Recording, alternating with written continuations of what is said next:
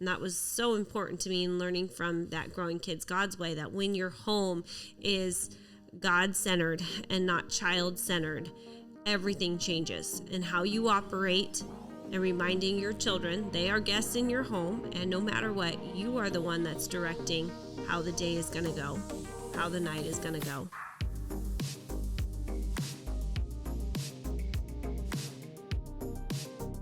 Welcome, Life in Abundance. We are rolling. We're not going on very much sleep. We just got our youngest child, Coda, she's almost 2, a new bed. And it is not, it's going, I don't even know how it's going. All I know is I woke up at 2:30 last night to her screaming. She is a little sick. And Bree's like, I got her a bottle, not Bree, the baby. And, I was like pissed, and she's like, "Oh, she's not feeling good." I go, "No, it's been like this for 2 years. Like, it'd be different. It was just like, I guess she's sick, but it's been 2 years." Yeah, she is not wanting to sleep. So we have a new setup for her. Got her and Selah a day bed with a trundle bed underneath. Look, made it exciting. So Selah has her own room, which is right next door. She now calls it her playroom, and I'm like, "Well, there's a bed in your playroom." She goes, "Yeah, that's my nap bed during the day." And I go, "Well, where's your regular bed?" She's like, "In your bed." I said, No. You're not in my bed, because what she does is she falls asleep in my bed. I put her in her bed, and then she wakes up about 12:30, 1 o'clock and comes in our bed. Yeah, we're not doing that. So our bed has been child-free for 2 nights now straight. That's a big deal. It also has been Bree-free for 2 nights. Exactly. Well, you see what happened was I only ordered 1 guardrail and I needed 2, so I am the other guardrail right now, but that comes today, so don't worry. Anyways, we got them a day bed. We tried to make it super exciting that this was, coming, and they're going to get to be big girls and have sleepovers every night. And they're playing us because they totally both want to go back into our room, but we're not having it. So anyways, yes, needless to say, it has been a lot of sleepless nights in the last year and a half. Coda's 20 months old, and she has not slept not a single night all the way through. And I was like a sleep, Nazi. I didn't want to say that word, but yes. For my other 2, they slept like a dream. They still do. You could move the house and they would not wake. Coda, on the other hand, she was went straight from the hospital into our room in her crib because we didn't put enough bedrooms in this house. And so it just was not convenient from day one. So anyways, operating on very little sleep makes us so cranky with one another, and it's nobody's fault. She's just got to work through it, and we do too. So it's been super emotional for us. I think just going through emotional for me, going through the process of her wanting mommy all night and letting her cry it out, and then considering I don't want her to wake the other kids because that makes for hell also. So it's been rough. I think you realize when you have kids, sleep, how important it is, but then you realize how much they can separate you. Yeah. And cause an absolute wall between you guys, or between us, because they're not sleeping, or the way they're acting, or having problems, or my oldest is 10 and she's becoming emotional because she hormones and all that kind of stuff, right? And it's just if I don't know what's going on, and I'm getting pissed, and Bree's mad at me because I shouldn't be getting mad because it's just a girl thing.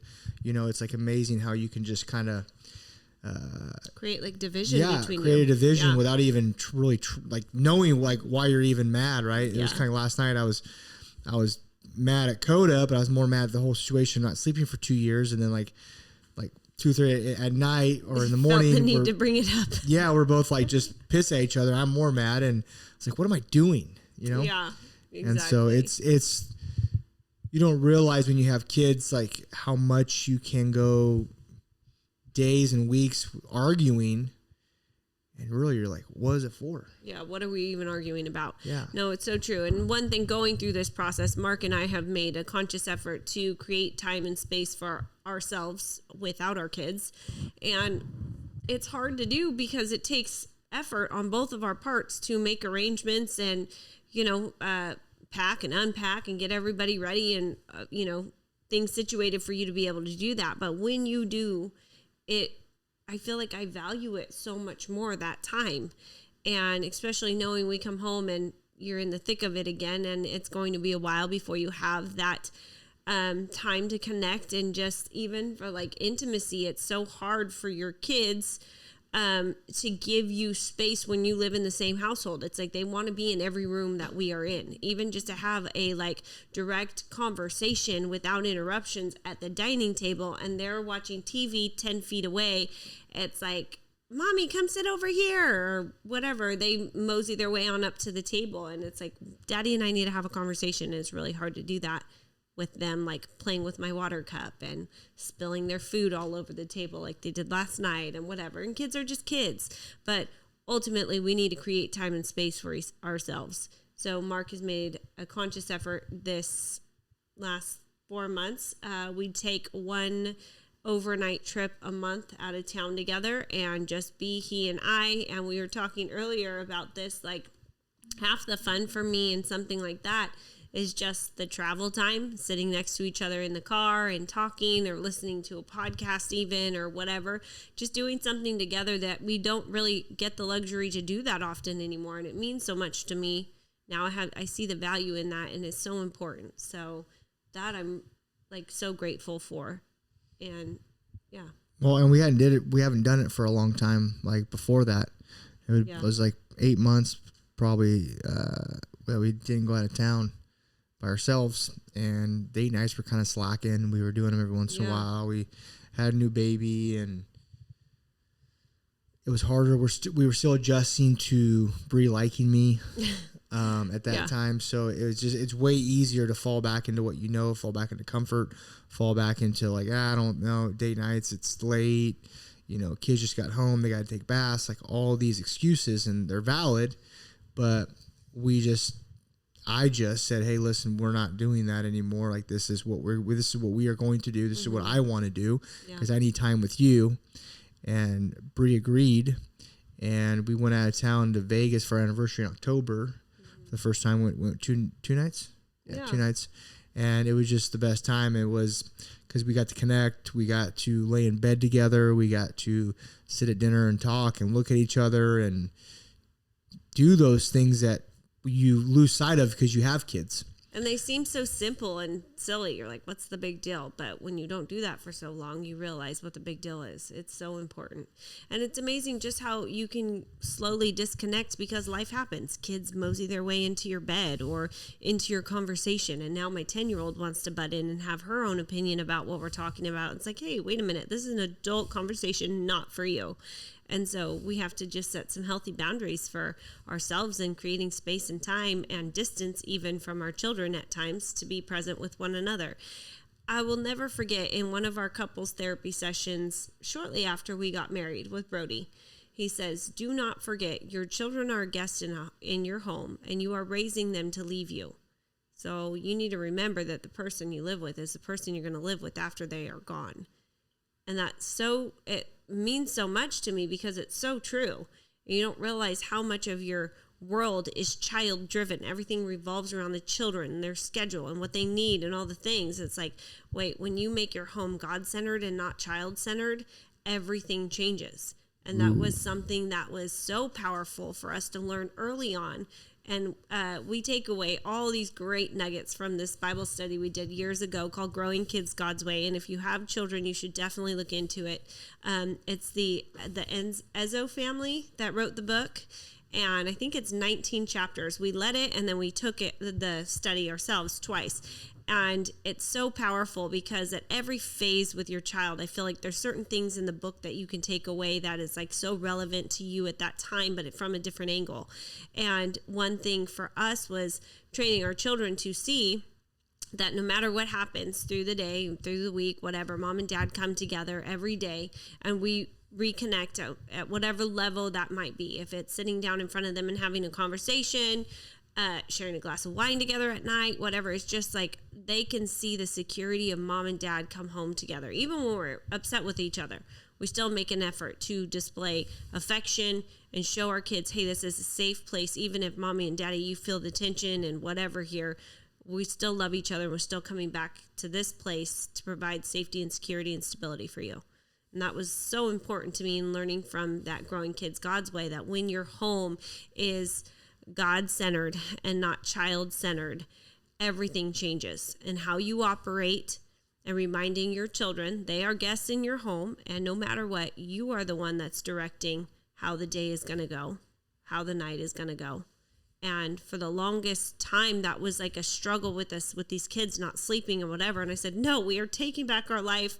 We're getting them a new bed. We're going to figure this out, because it was what was convenient and easy, was to let them fall asleep in our bed. It's like as soon as they could fall asleep, then we could have 30 minutes to ourselves. And it seemed like a battle to get one down in her bed and the other down in her crib. And it's like, make excuses all day long. But the reality is, it just created distance for Mark and I, and it wasn't healthy for our marriage. We just got outnumbered.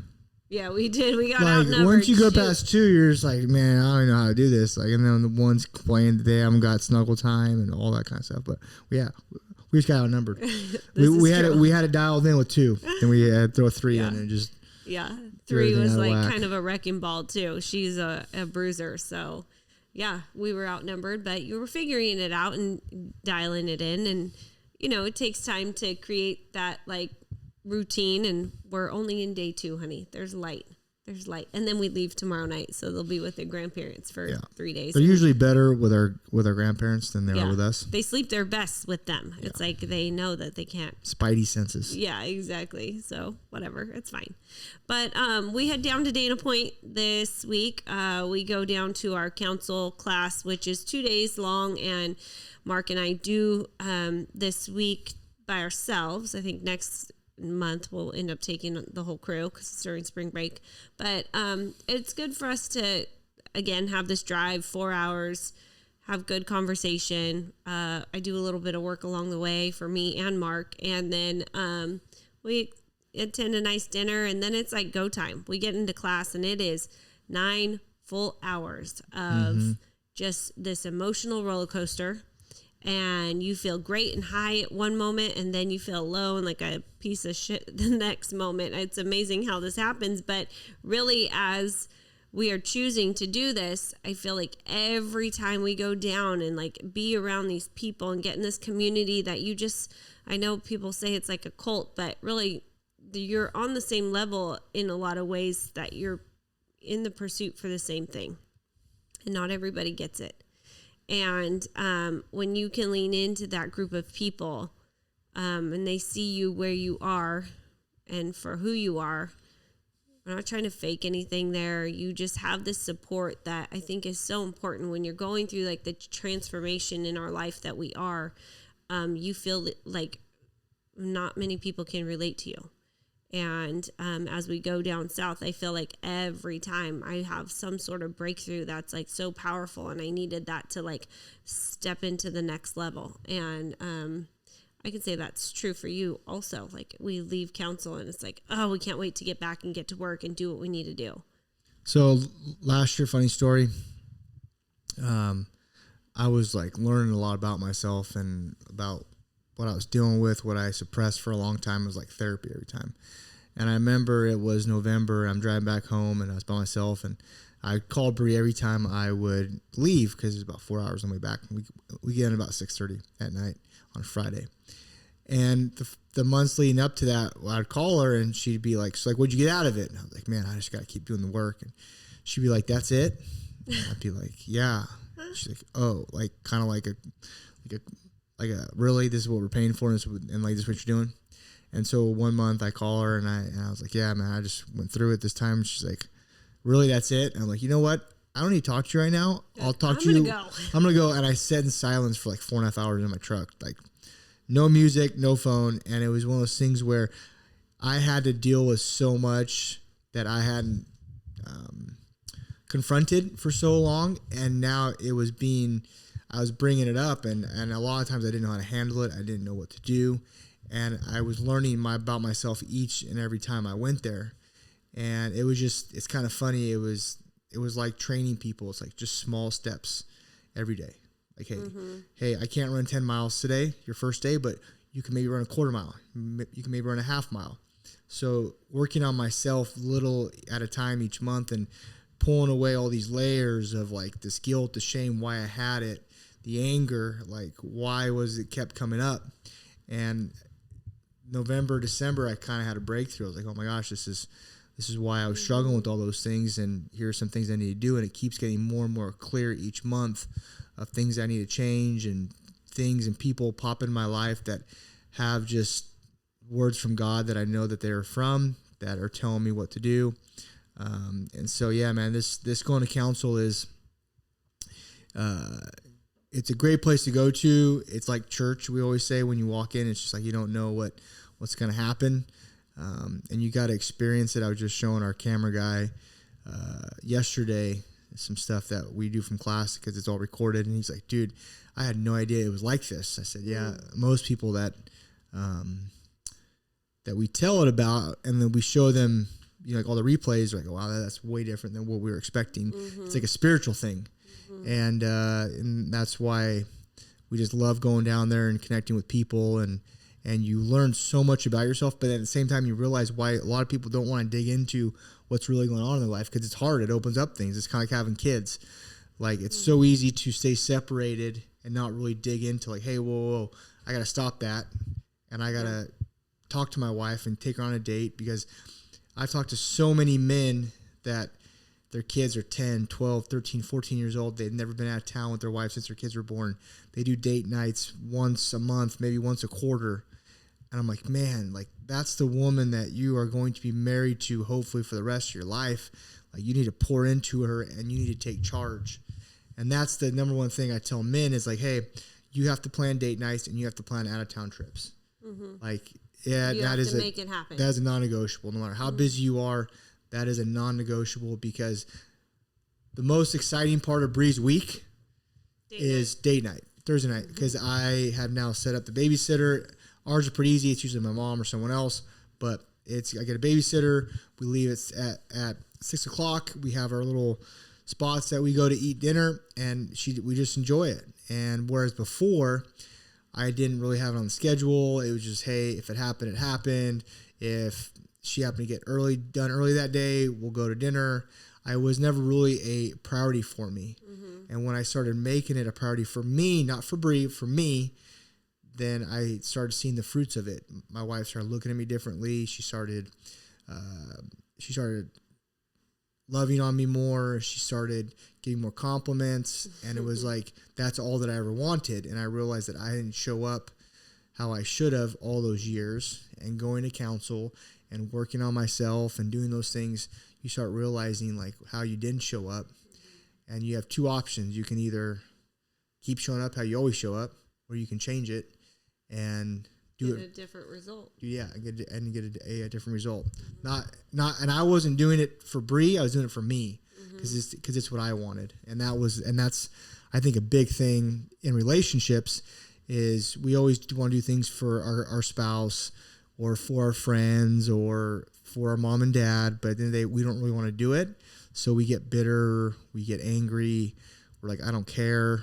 So if you start doing things for you, your whole mind shift changes, and you actually like enjoy those things, and you want to do more things and add more value to that person's life. Yeah, it's so true. And it is my favorite day of the week. I get a text usually, date night tonight, 6 o'clock. It's like, yes, I was hoping for that text message. But I love too that Mark plans it and makes it a priority, because I want to do that, but I'm like, meh, for me to arrange it, I feel like I plan all of our social things anyways. It's nice that he takes charge and invites me to come alongside him on a date, and that just feels good that he wants to take care of it. So, it's so true though, how you were saying about, like, it's hard to do the things like we're doing at council. It's hard to move our baby into her own bed and go 2, 3, 4 nights without sleep while we sleep train her, or whatever it may be. Those things are hard, but nobody said that it wouldn't be hard.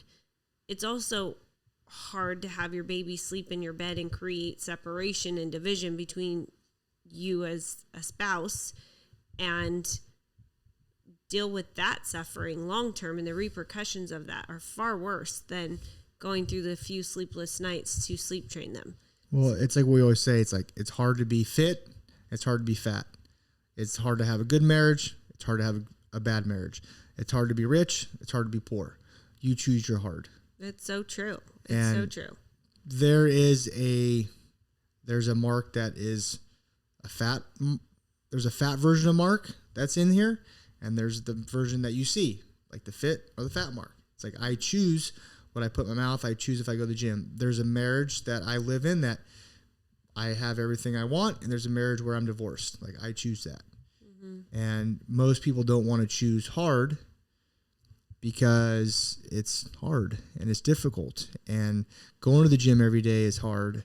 Going on a date every Thursday and taking your wife out of town every night. Oh, that's expensive. Well, you can find ways around it. Yeah. Like you can find cheap places to go that are not very far out of town. You can go to restaurants. You can just go get ice cream or a cup of coffee. Totally. And do that. Take a walk. Yeah, take a walk. Yeah. Yeah. It's so true. I love it. I look forward to it every week. And I know that's something that I tell you. And I